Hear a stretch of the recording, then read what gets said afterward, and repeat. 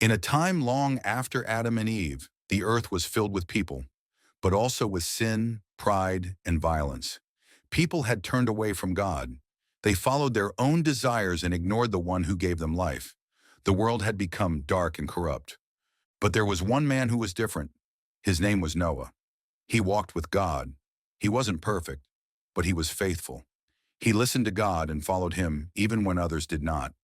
God saw the evil in the world. His heart was filled with sorrow. Creation, once called very good, was now broken. So God made a choice, not to destroy everything forever, but to wash the world clean and begin again. God chose Noah to help save life. He gave Noah clear instructions. Build an ark, God said. Make it from cypress wood. Seal it with pitch. Make rooms inside. Make it 300 cubits long, 50 cubits wide, and 30 cubits high. A flood is coming, and this ark will save you and the living creatures. Noah obeyed.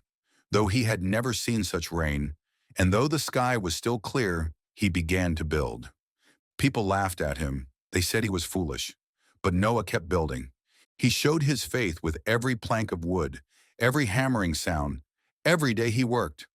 When the ark was finished, animals came to Noah, just as God had planned. 2 by 2 they came, birds, beasts, insects, male and female. Some came in sevens, the clean animals. Noah, his wife, his sons, Shem, Ham, and Japheth, and their wives entered the ark. Then the door was shut, not by Noah, but by God. Then it began to rain. At first it was light, then it poured. The skies opened. Water also came from deep in the earth. It rose higher and higher. The rivers overflowed. The oceans swallowed the land. The mountains were covered. Everything outside the ark was lost. But inside the ark, Noah and his family were safe. The rain fell for 40 days and 40 nights. The ark floated over a world that had been covered in water. When the rain stopped, the water didn't disappear right away. The ark drifted for months. Noah waited.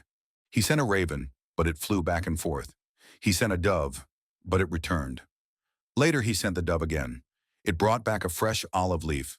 Life was growing again. God was restoring the world. Eventually the ark came to rest on the mountains of Ararat. Noah opened the door and stepped out. The world had changed. Everything was fresh. Noah didn't build a house first. He built an altar. He thanked God. God was pleased with Noah's worship. He made a promise, a covenant, with him and all living things. Never again will I destroy all life with a flood, God said. Even though people are not perfect, I will show mercy. As a sign of this promise, God placed a rainbow in the sky. It was not a weapon, but a sign of peace. God said, whenever you see the rainbow, remember my promise. The water will never again cover the earth in this way. Noah lived many years after the flood. His sons had children, and their children had children. They became the ancestors of many nations. The story of Noah was remembered and told for generations.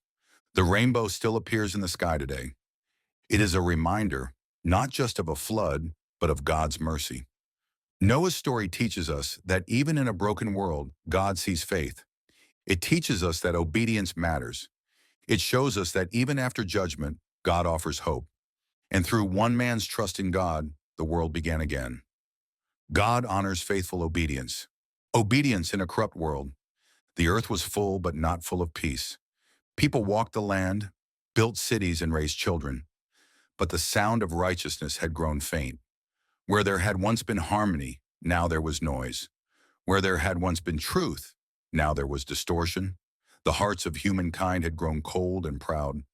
Violence filled the streets. Injustice sat on thrones.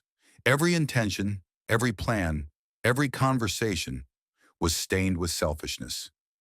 God looked down, and what he saw grieved his heart.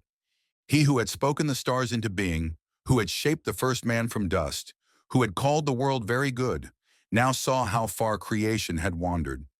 And yet in the middle of a world that had forgotten God, there was one man who remembered. Noah. He didn't seek fame. He didn't shout on street corners.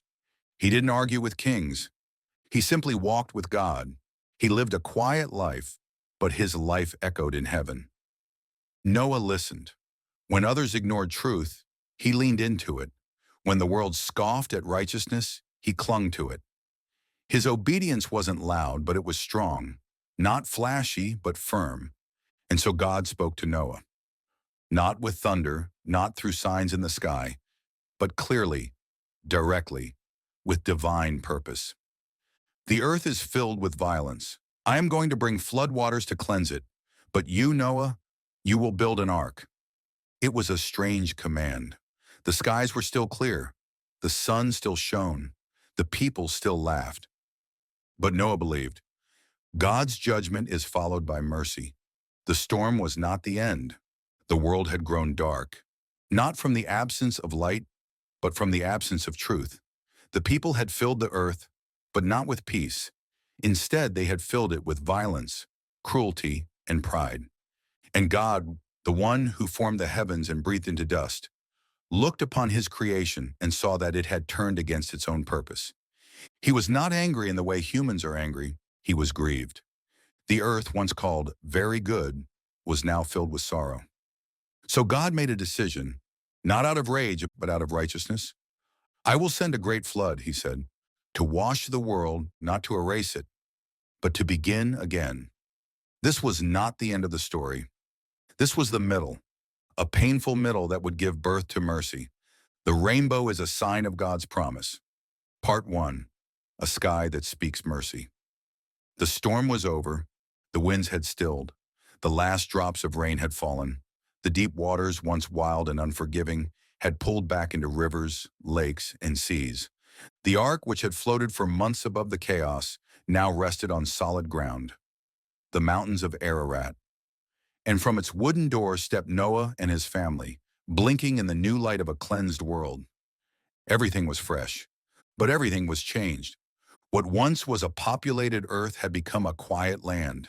Trees still stood, the air still moved, and the sun still shone, but it was a beginning from near silence. Noah stood, looking out across the open land, and then he did something that set the tone for every new beginning. He built an altar, not to ask for more, not to make demands, but to say thank you. It was an offering of peace. It rose like incense into a sky that had once held clouds of judgment, now calm and still, and God received it. He spoke not only to Noah, but through Noah, to all generations that would come after. Never again will I curse the ground because of mankind, even though the inclination of the human heart is evil from childhood. Never again will I destroy all living creatures as I have done. It was not just a response, it was a covenant, a sacred promise. And like all true promises, it came with a sign. One person's faith can impact generations. One life that stood alone. In a world drowning in its own noise, one man listened. In a time when people lived for themselves, one man lived for someone greater. His name was Noah. He was not a king. He wasn't rich or famous. He was a man of simple obedience and deep trust. When the world forgot God, Noah remembered. When others rebelled, Noah walked with God. And in that walk, steady and faithful, history changed forever. Hope always follows the storm. When the sky turned dark. There was once a time when the earth sighed beneath the weight of human pride. People walked the land freely, but they no longer remembered their Creator. Their days were full of sound, but not of truth. Cities rose, voices shouted, but righteousness was nowhere to be found. The hearts of humankind were turned inward, chasing gain, feeding violence, ignoring mercy. And God saw. He saw the corruption, the blood spilled without guilt, the disregard for life and for him, and it broke his heart. The one who had said, "Let there be light," now looked upon a world darkened by its own will. But in that world, in that storm of sin, one man still listened. His name was Noah. He did not raise weapons. He did not shout at the crowds. He walked quietly with God. And when God decided to cleanse the world, not to end it, but to start again, he turned to Noah. Obedience before the rain. The skies were still blue, the fields still bloomed, the birds still sang. But God said, "Build an ark." Noah didn't argue. He didn't demand a sign. He simply obeyed. And so plank by plank, the vessel rose.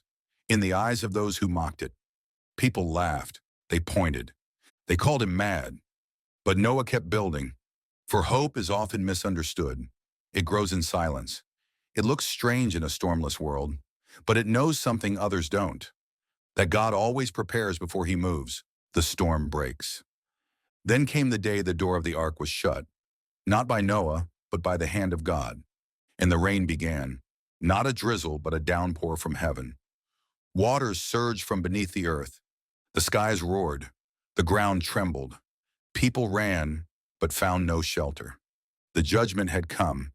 For 40 days and nights the waters rose. Mountains disappeared. All that was familiar was swallowed. But inside the ark, there was stillness. Fear, yes. Darkness, yes, but also life, held together by obedience. And through that obedience, hope floated upon the waves. This story is shared respectfully from the Christian tradition with the intention to educate and inspire. Like and share if you enjoyed the video. Subscribe for more Bible stories.